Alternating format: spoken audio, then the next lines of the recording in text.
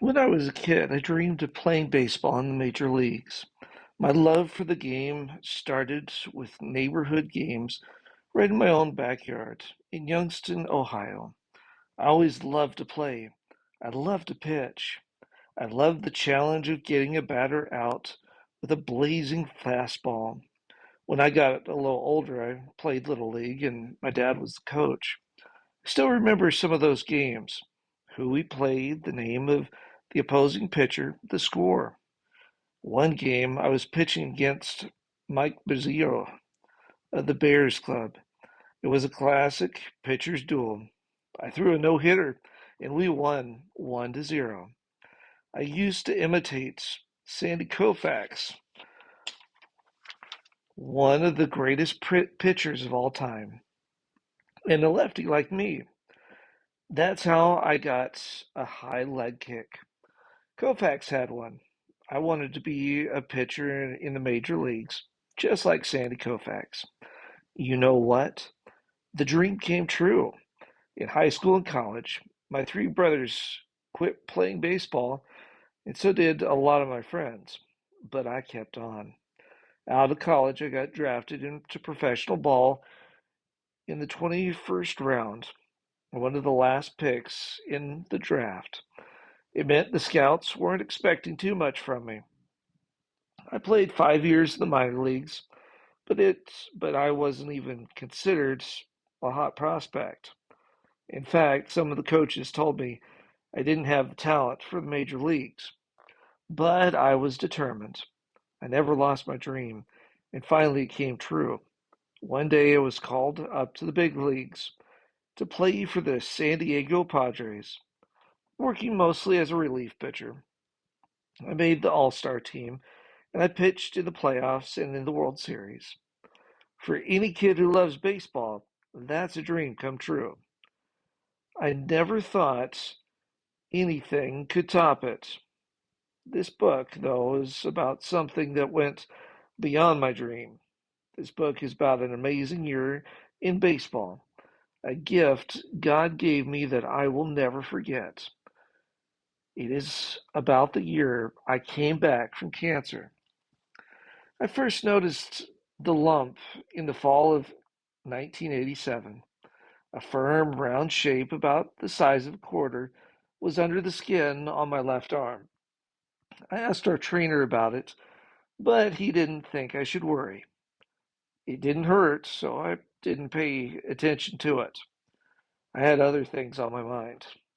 I was thinking about the National League Championship Series.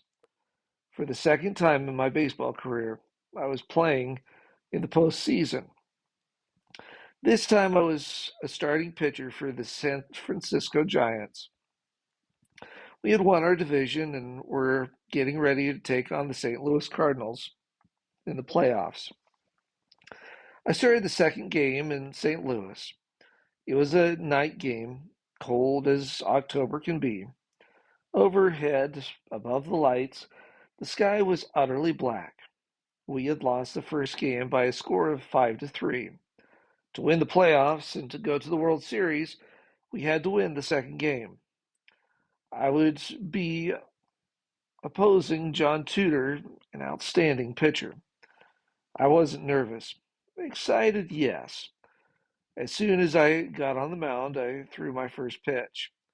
I became totally absorbed in the game. I saw my catcher, Bob Melvin. I saw his glove. I didn't see much else. I was in the groove. In the top of the second inning, Candy Londondo, a right fielder, led off with a crisp single. He was followed by Will Clark, who knocked on a pitch and with a long, smooth, effortless swing of his bat, sent it high in the air to right field. Jose Oquendo backed up to the fence as though he had a bead on it, but the ball fell into the stands for a home run. Suddenly, with hardly any warning, we were ahead 2-0. Busch Stadium fell absolutely quiet, and I kept it quiet. I was pitching the game of my life. Every time the 55,331 fans stirred to life, I quieted them. It was an incredible feeling of power. In the fourth inning, our left fielder Jeffrey Leonard came to the plate. The Cardinal fans had taken a dislike to Jeffrey. They taunted him. Jeffrey, Jeffrey.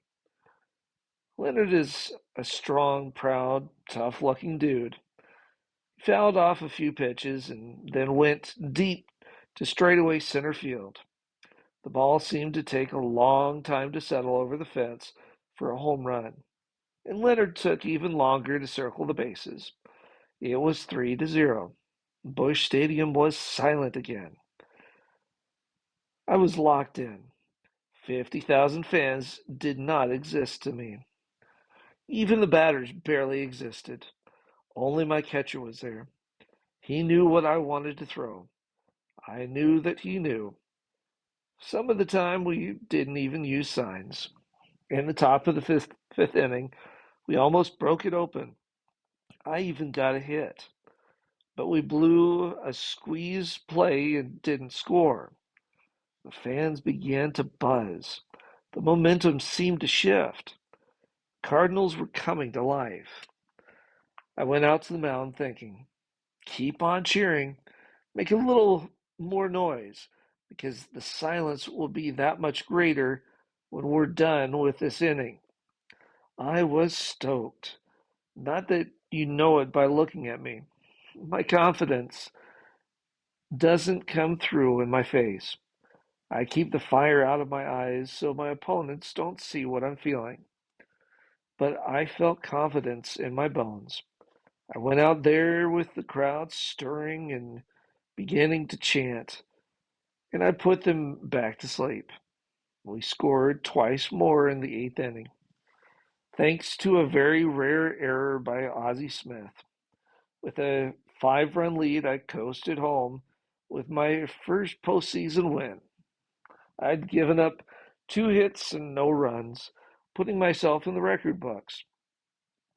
In the 1984 playoffs and World Series, I'd pitched 5 times in relief and not given up a run. Now I'd run my postseason record to 19 and two-thirds scoreless innings.